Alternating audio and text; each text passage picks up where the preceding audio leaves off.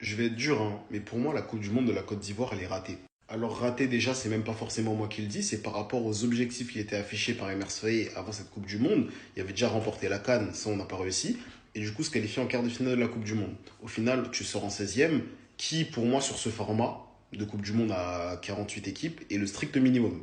Et elle est ratée aussi parce que finalement, dans cette Coupe du Monde, tu as été confronté à deux tests, deux examens, les deux tu les as ratés de la même manière. Ton premier test, du coup, ça a été contre l'Allemagne. Une Allemagne qui était même pas une très très grande Allemagne, on va pas se mentir.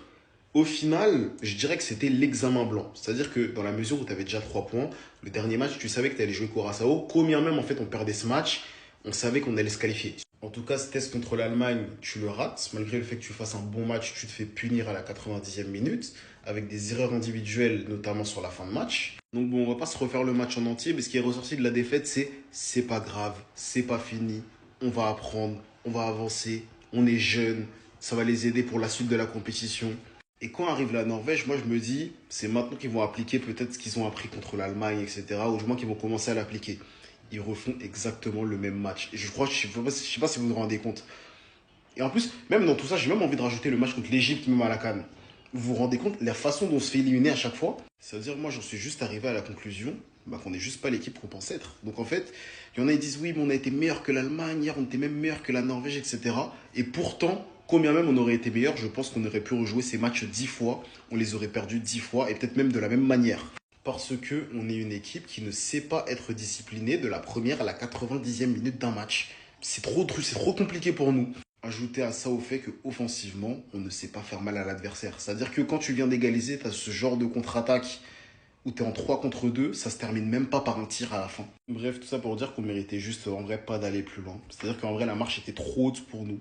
C'est-à-dire que c'est même pas que la Norvège était trop forte, quand je dis la marche était trop haute, elle était juste trop haute en matière mentale. C'est-à-dire que mentalement, on n'a pas la capacité à tenir ce genre de match.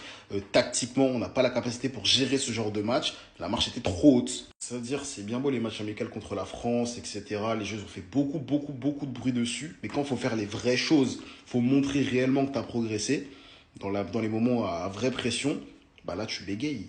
Et c'est bien parce que ça va calmer un peu tout le monde sur les matchs amicaux. Parce qu'avant les matchs, il y en a, ils étaient même oh, on veut la France, on veut la France. La France t'aurait attrapé dans ce tournoi, t'aurais senti ta douleur. En tout cas, faut le dire, on a quand même une belle génération. Et franchement, je suis sûr qu'ils peuvent encore progresser. Mais moi, je suis quand même déçu. Parce que franchement, la Norvège aujourd'hui, en fait, c'était possible, c'était prenable. Et pour moi, en Coupe du Monde, quand tu peux faire quelque chose, fais-le. Dans 4 ans, t'es pas sûr d'être encore là. Parce que demandez aux Nigérians. Ils ont Osimhen, ils ont Lookman, mais ils regardent la Coupe du Monde à la télé. Dans 4 ans, t'es pas sûr d'être encore là, peu importe ta génération. Quand tu peux faire un truc maintenant, fais-le. La Norvège, tu peux le faire.